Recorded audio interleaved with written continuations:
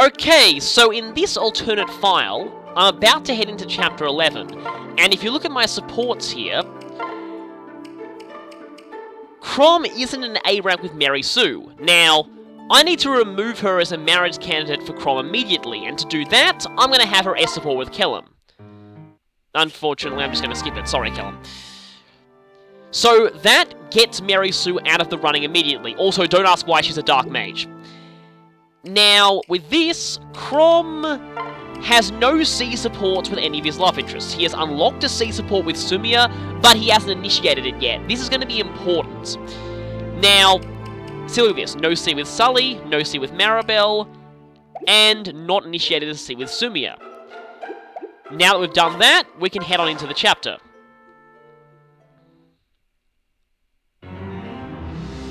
Yeah, no one cares about you, Gangrel.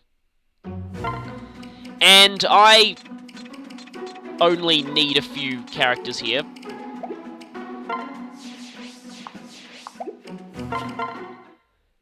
Okay, skip that. Now, all I need to do here is beat the chapter, gaining 18 support points between Chrom and Olivia, in order for him to marry her. In order to do this, I'm going to pair them up and then attempt to have them fight 3 battles. I'm also going to go ahead and use Mary Sue and Chrom just to clear out more enemies more easily.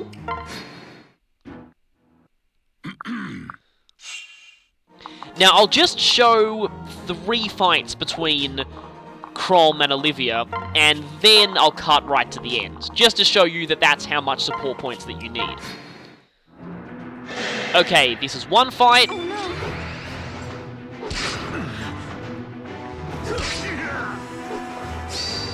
Now I'm angry. Overkill!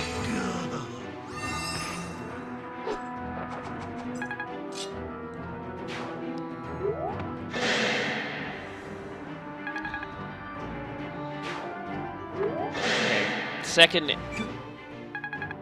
Come on, someone else attack Chrom.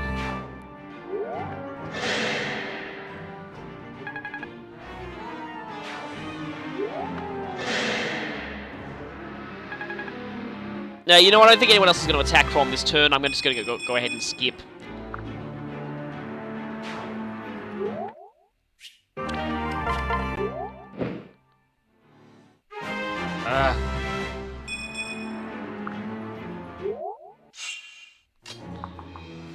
Okay, now attacking a second enemy with Chrom. This could be tough.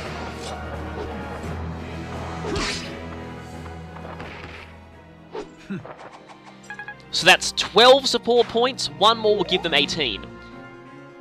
Oh, okay, if that had been a support bonus, that event tile alone would have been enough. But it wasn't a support bonus. And from here, you know what, I'll just, And this will be 18. So after this, I will skip to the end of the chapter. Right. Because that's enough support points to enable Chrom to marry Olivia. So, skipping all of this, see you at the end of the chapter. And that's chapter over. And fittingly, heroes were Chrom and Olivia. Now, I'm going to just quickly speed through these conversations here, because nothing about this is going to be different from the first time I completed this chapter, other than the fact that Mary Sue is a Dark Mage. Again, don't ask why. And her arm is clipping through her cloak. I'm not actually going to skip this just so I can show the main difference here between this and most other auto marriages. So, again, just speeding through here. After this scene ends, here, you cut straight to Chrom's royal marriage cutscene that you get at the end of the chapter anyway. If you've done this, this can only mean one of 2 things if Chrom didn't already have an S support. Either Chrom married Olivia, or he married no one. And I'm showing the Olivia case here. Since I kept them together, this pretty much means that Chrom did marry Olivia. So if Chrom had no S supports before Chapter 11, and you don't see an auto-marriage cutscene, that means that you did successfully get him to marry Olivia, provided that you got enough support points. So, you actually won't notice a difference yet. You won't notice the difference until the beginning of Chapter 12. This is the scene that normally varies based on who Chrom's wife is, but for Olivia, it actually has something Sorry. unique. Good. So let's just skip through this and get to the good part.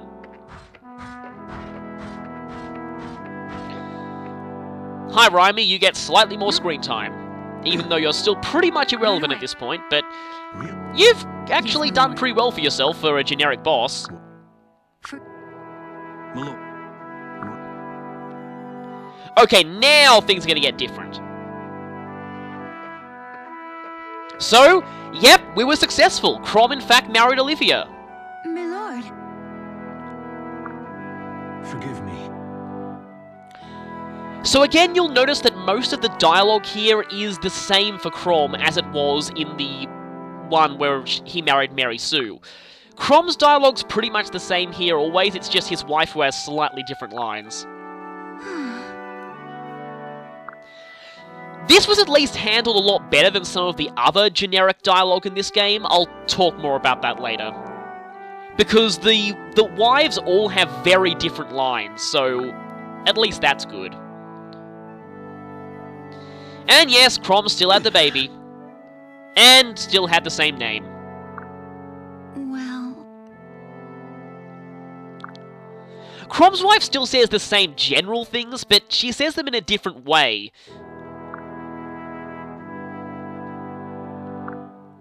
Still. Oh... Huh? Yeah, in this case, the dialogue's a bit different, because unlike most of Chrom's other potential love interests, Olivia can't exactly fight for herself, at least not at this point, unless you've massively grinded her, which wouldn't be possible at this point in the game.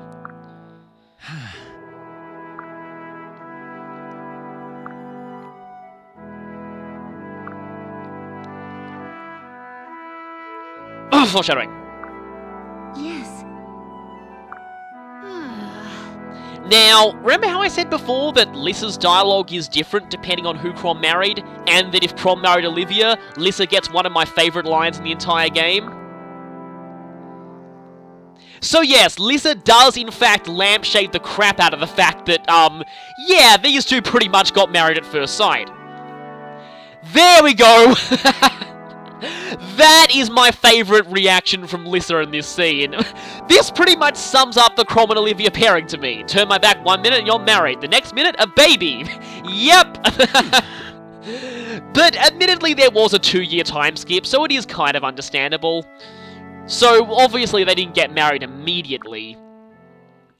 Now, this is why I said that Olivia was unique among Chrom's wives in this scene. Because Chrom and Olivia never got an official S support, we're getting a flashback to one here. Now, this is actually an interesting difference between the Japanese version and the English version.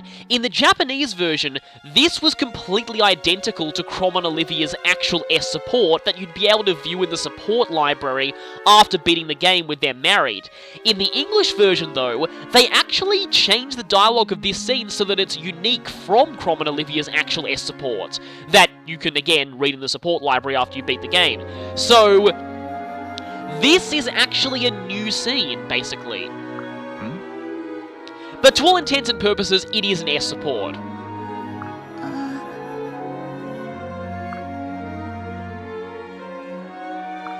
Really?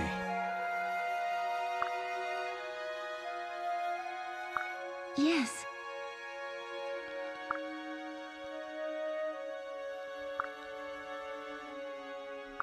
Good.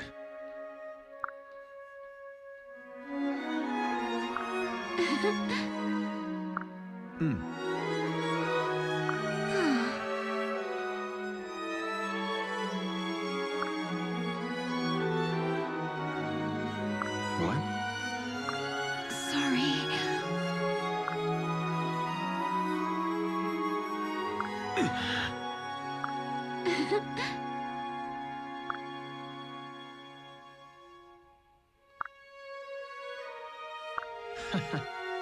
Yes. Right. You know, if you were ever this happy on the battlefield, I'd be very disturbed.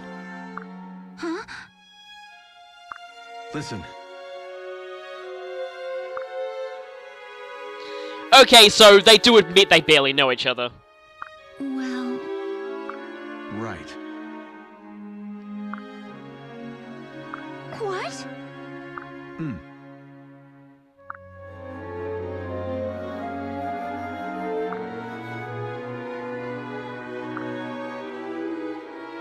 Oh.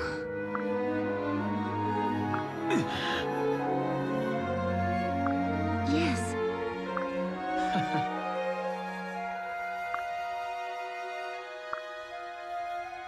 Huh?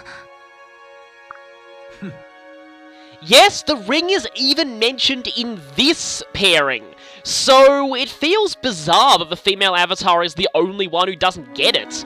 I think the developers may have been trying to tell us something. So yeah, Chrom still goes through this dialogue about the ring crafted to celebrate his birth, even with Olivia, who he doesn't even support. I appreciate it. Good.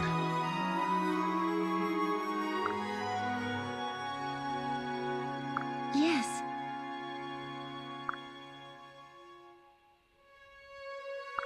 Hmm.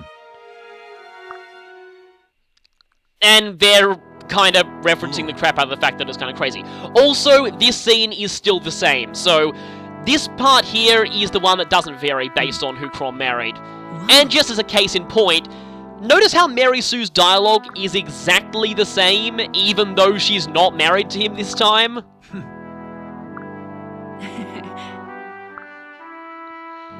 Yeah, this is why I feel a lot of the female avatar's lines are really awkward if she's married to Chrom, because many of them were written with a platonic slant in mind. Right. So yeah, this is all exactly the same. So that's basically... Okay, let me just skip this. And let me just show as a proof of concept that Chrom on the bottom screen does have his wife listed as Olivia, and Olivia has her husband listed as Chrom. So, yes, they are married, and if I go and check supports, Chrom now has CBAS with Olivia immediately. So, no actual conversations, which is why I don't like this pairing for story reasons, but it's still an S support to all intents and purposes, so you still gain the same gameplay benefits. That's pretty much all I wanted to show here. But what happens if all of Chrom's love interests are already taken? Now it's time for things to get really hilarious. Now, in this file, I am going to marry Sumia to Frederick, then marry Mary Sue to Kellum, and where does that leave Chrom? Well, let's check his supports. He's reached an A rank with both Sumia and Mary Sue, but neither of them are eligible anymore, so they don't count. He doesn't have a C support with Sully, and he doesn't have a C support with Maribel. Now, hopefully, if I've done this right, we'll end up with the most hilarious case for Chrom's forced marriage. So, I'll just not do this chapter at all. Actually, wait a minute, I will show just one thing that I'm going to do differently here.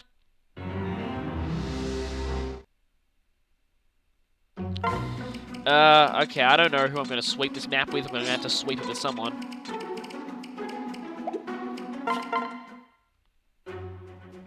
This time, I am going to keep Chrom as far away from Olivia as physically possible. So, hopefully, this ends the way that I want it to.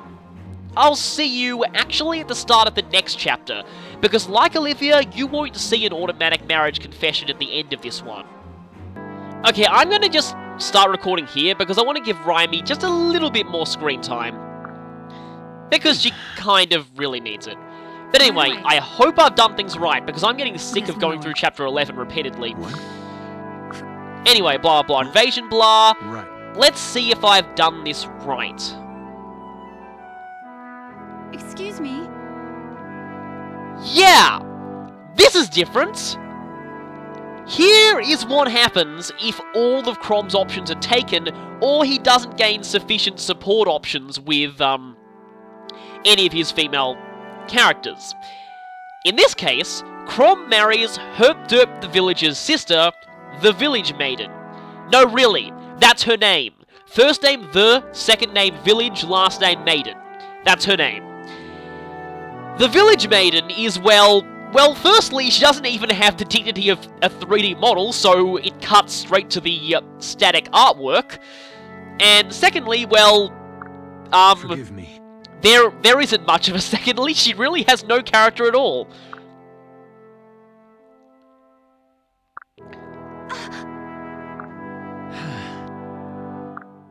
Oh, but... Yeah, so this is the thing that I was talking about before. So with all of Chrom's other love interests, they're like, hey, I'm coming too. With the Village Maiden, they're just like, okay, I'll just stay at home and be useless. But this does mean there's no mention of wet nursing this time.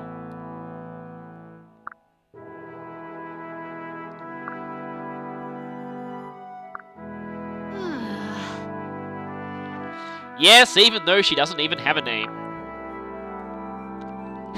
And yeah, they're kind of doing similar dialogue to the Chrom and Olivia thing here, only even more extreme. And Chrom says the same thing, but unlike with Olivia, we don't get a flashback S support because, well, the generic Village Maiden has absolutely no plot relevance at all. She only exists just so that Chrom will be able to have a baby if he didn't marry any of his other love interests, but believe me, you do not want this to end up happening. Now, usually you won't have this problem. It's extremely rare that you'll even get this situation. It's pretty much a failsafe if all other options fail. And this dialogue's all the same, so I'm just going to skip it. It's pretty much a failsafe, but the reason why you don't want this at all is... I'm just going to go briefly into Chrom's stats for a bit. Now, I'm not even sure if it even... Yeah, it says Wife Maiden. But Maiden is not a character in our party. What does this mean? Well, if we check Chrom's supports, you'll notice that Chrom has no S support, and will never be able to have an S support. If you know how broken S supports are, this is very, very, very, very, very, very bad. This means Chrom, the main character of the game, will never benefit from an S-rank support. That's bad enough. But this pairing is also bad for, well, I'm going to just show a bit of a brief thing here. And this will explain the actual statistical benefits of the Chrom and Maiden pairing. Trust me, you really, really don't want this to happen. This is extremely bad, and yeah, not good. Not good at all. But at least it's hilarious. So how does the generic Village Maiden affect Chrom's inheritance? Well, it pretty much works like this. If Chrom marries the Village Maiden, he's basically treated as if he married a character with no classes, no skills, and no stats. That should pretty much sum up how bad this pairing is, but it does have one or two, at least very minor advantages that no one else does. Most notably, this pairing actually gives Chrom's children the best, well, child, the best defense modifier they can possibly have. I know, it's weird. But because most of Chrom's... Okay, the best defense modifier Chrom's children can have outside of a defense asset female avatar. Apart from that, this is the best defense modifier Chrom's children will ever have, and even then it's still 0. So, I mean, it's not really all that great. Now, it does give the best strength modifier, tie with Olivia, but Olivia gives far higher stats elsewhere, so pretty useless. But the main reason why this pairing is so terrible is, this pairing passes down no extra classes, so Chrom's main child gets really just stuck with Chrom's classes, so no new skills, nothing. Also, no inheritance from the wife, so absolutely, no extra skills on Chrom's main child. They'll only get a skill from Chrom, and that's it. And the real reason why this is so terrible is because in every other Chrom pairing, Chrom will have 2 children, the one that's fixed to him and the one that's dependent on the mother. In those cases, Chrom's main child and the mother-dependent child will be siblings. Siblings can support each other, which, given how broken supports are in this game, is immensely useful. Also, Chrom's children will gain a powerful skill from Chrom that they wouldn't be able to get otherwise. With the generic Village Maiden, Chrom's main child will have no sibling, which means no extra support option, and you'll lose access to either one more Ether or Rightful King user. So, I think, really, this should be common sense. Don't do this pairing except for laughs. This pairing just, well, there's literally no reason to do it, and just don't. Trust me. Trust me, don't do it under any circumstances. Though I do want to discuss one more thing here, and it's something that I found kind of interesting lately. There's been a lot of talk going around that there are some people who are thinking that the generic Village Maiden is actually Chrom's canon wife. The reason for this is, now, this is kind of a bit of a spoiler, so you might want to stop the video here if you don't want to get spoiled. So, it comes from the Fire Emblem Awakening drama CDs that were released in Japan. Now, in Japan, games and anime quite often get audio dramas released, recorded by the game's voice actors, or the anime's voice actors. Now, these very rarely, if ever, get officially released in English, mainly because these audio dramas are really cheap to make in Japan. In the West, not so much. Hiring voice actors is very expensive, and they really just don't think there's a market for audio dramas. In Japan, radio plays and audio dramas are actually still pretty popular, but outside of Japan, they're pretty much utterly dead. Now, Awakening got 4 drama CDs, and they all covered specific points of the game. Now, a lot of drama CDs for other games have been explicitly identified as canon. For example, a drama CD for the game Persona 3 was the first introduction of a character who'd go on to be very important in Persona 4 Arena. Thus, that drama CD was actually canon, which sadly Western fans didn't actually get to experience. So, people were assuming that the Awakening drama CDs must be canon as well, and if they were, it has interesting implications. Now, firstly, the first 2 drama CDs center around the first generation. But the weird thing about these is, the first one involves a male avatar, the second one involves a female avatar. Already we've got weird issues. If you consider the drama CDs to be canon, then, well, it doesn't really make sense, because the male and female avatar cannot both exist at the same time. What this means is that at the very least, the drama CDs involve at least 2 alternate playthroughs, so really, the drama CDs cover 2 canons rather than just 1. So the first CD takes place around the time of, I believe, Chrom's marriage, but it is deliberately vague on who he married. Deliberately extremely vague. The second drama CD takes place around the time of Emmerin's death, so that one's actually quite a bit earlier and involves a female avatar who has absolutely no romantic attachment to Chrom at all. But the thing that people are really concerned with is the later drama CDs. Now, here's where we get into spoilery territory. The later drama CDs involve the second generation characters. Now, of these, Chrom's child is one of the principal characters. And in these drama CDs, they do not mention Chrom's child having a sibling at all. In fact, they say that Chrom's child is the sole heir to the throne of Yllis. Now, remember how I said that every other pairing with Chrom means that there will in fact be 2 heirs to the throne of Yllis rather than 1. The only pairing where this happens is the generic Village Maiden. Thus, people were saying that Chrom and the generic Village Maiden is in fact the canon pairing for Chrom. The problem with this is, nowhere have the drama CDs been explicitly called canon. To me, really, the drama CDs are more just... they're just accounts of someone's personal playthrough, really. They're accounts of what could have happened. Fire Emblem Awakening has so many possibilities when it comes to pairings that there really can't be any one set-in-stone canon. It's really what every player personally feels is the story that is true to them. And this is what I think the drama CDs were in fact trying to go for. By having one drama CD with a male avatar, and one with a female avatar, and keeping deliberately vague as to who Chrom married, they made it so that the drama CD's series of events would fit with pretty much any player's personal interpretation of the storyline. They actually were specifically avoiding making anything canon. And that's probably why they went with the failsafe option of just not mentioning Chrom's child having any siblings.